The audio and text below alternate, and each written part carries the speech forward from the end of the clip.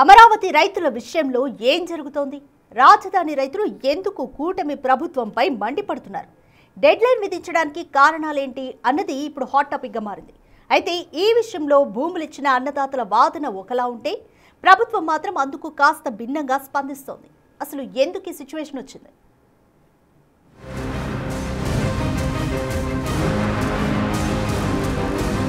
ఏపీలో ఎన్డీఏ ప్రభుత్వం అధికారంలోకి వచ్చి ఏడాదిన్నర దాటినా సమస్యలు ఇంకా పరిష్కారం కావటం లేదని ఆరోపిస్తున్నారు అమరావతి రైతులు. తమ సమస్యలను ప్రస్తావిస్తూ ఆగస్టు 5న మంత్రి నారాయణను కలిసి పరిష్కరించాలని కోరినట్లు వెల్లడించారు రాజధాని రైతులు. అయితే వీటిపై మంత్రి నారాయణ స్పందించలేదన్నారు. పైగా సిఆర్టీఏ కమిషనర్ కన్నబాబుకి చెప్పినా పట్టించుకోవడం లేదని ఆరోపించారు రాజధాని రైతులు. తమ సమస్యలను సీఎం చంద్రబాబుకు విన్నవించాలని భావించినా ఇంతవరకు తమకు సమయం ఇవ్వటం లేదంటూ ఆరోపిస్తున్నారు అమరావతి రైతులు. తమను కలవటానికి, చర్చించడానికి కూడా ఇష్టపడడం లేదంటూ వాపోతున్నారు.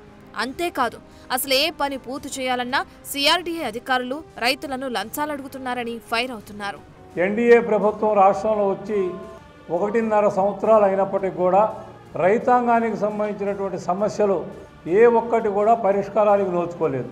2019లో ఉన్నటువంటి సమస్యలు మరలా అలాగే కొనసాగుతూ ఉన్నాయి.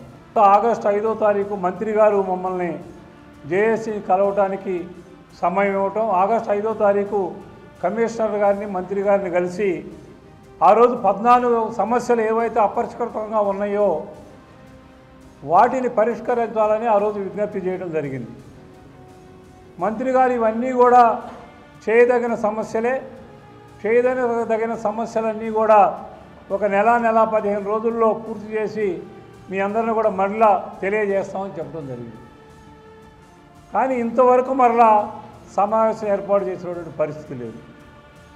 ముఖ్యమంత్రి గారు కూడా పదే రాజధాని మహిళల్ని, ఉద్యమకారుల్ని అనేక సందర్భాల్లో ప్రశంసిస్తున్నారు తప్ప ఈ యొక్క రైతుల్ని కలవటానికి ఆయన కూడా ఆసక్తి చూపలేదు. కారణం ఏంటో కూడా తెలియదు మాకు. అయితే రాజధానికి భూములిచ్చిన రైతుల సమస్యలను ఓసారి పరిశీలిస్తే ఆంధ్రప్రదేశ్ రాజధానిగా అమరావతిని ప్రకటిస్తూ పార్లమెంటులో గెజిట్ తీసుకురావాలన్నది ప్రధానమైన డిమాండ్. అయితే ప్రస్తుతం గత ప్రభుత్వ హయాంలో చేసిన 3 రాజధానుల కేసు సుప్రీంలో పెండింగ్లో ఉంది. దీన్ని ఉపసంహరించుకోవాలన్నది మరో డిమాండ్. అలాగే R5 జోన్ను ఉపసంహరించుకోవాలని కోరుతున్నారు. రాజధాని గ్రామాల్లో రైతులకు ఇచ్చిన రిటర్నబుల్ ప్లాట్ల సమస్యలు, రైతులకు ఇవ్వాల్సిన 11వ సంవత్సరం కౌలు, ఫ్లాట్ల సరిహద్దుల రాళ్లు వేయటం, పెగ్ మార్కింగ్ చేయడం మరికొన్ని ముఖ్యమైన అంశాలు. ఇక రాజధాని ప్రాంతంలో కేంద్ర ప్రభుత్వ సంస్థలు, ఇతర కంపెనీలకు కేటాయించిన భూముల్లో పనులు త్వరగా ప్రారంభమయ్యేలా సిఆర్డీఏ చొరవ చూపాలన్నది మరో డిమాండ్. ఇలా మొత్తం 14 డిమాండ్లను వినిపిస్తున్నారు రైతులు.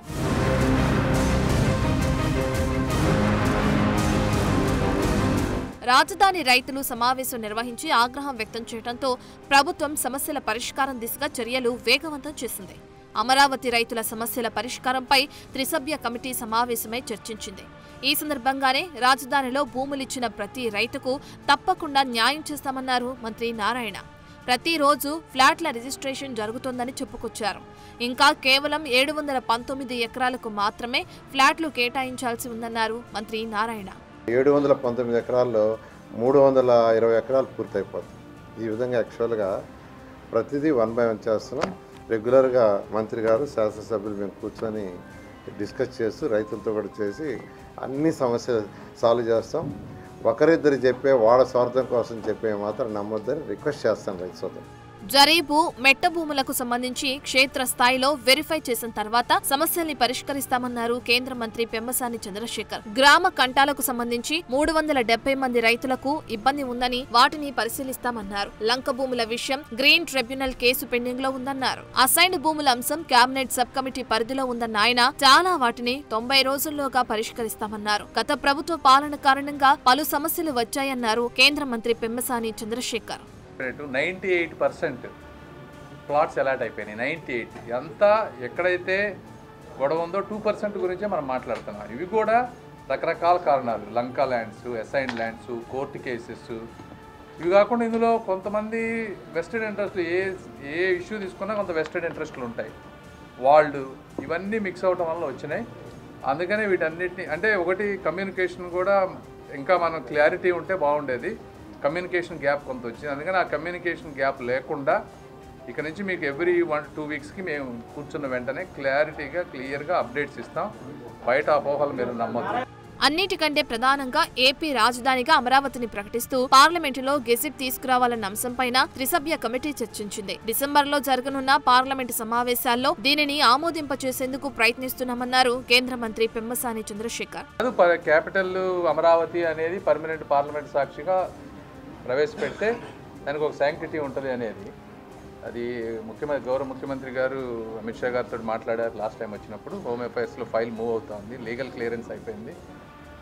ఈసారి వస్తుందని అనుకుంటున్నాం, చూడాలి ఏదంతా. త్రిసభ్య కమిటీ చర్చలు, అందులో తీసుకున్న నిర్ణయాలన్నింటినీ ప్రభుత్వం రైతులకు స్పష్టం చేసింది. అయితే భూములిచ్చిన రైతులు వీటిపై అంతగా సంతృప్తి వ్యక్తం చేయలేదన్న టాకు వినిపిస్తుంది. ఇందుకు ప్రధాన కారణం సమస్యల పరిష్కారానికి స్పష్టమైన హామీ ప్రభుత్వం నుంచి లభించకపోవటమేనన్న అభిప్రాయమూ వ్యక్తమవుతుంది. అయితే ప్రభుత్వానికి మరికొంత సమయం ఇచ్చి వేచి చూద్దామన్న భావనలో అమరావతి రైతులున్నట్లుగా సమాచారం. ఇదే సమయంలో రైతుల గొంతెమ్మ కోర్కెలు తీర్చలేమన్న భావనలో మంత్రులు, అధికారులు ఉన్నట్లు సమాచారం. రాజధానికి భూములిచ్చినంత మాత్రాన అంతా మేమే అన్న భావన కరెక్ట్ కాదన్నది వాళ్ళ భావనగా తెలుస్తోంది.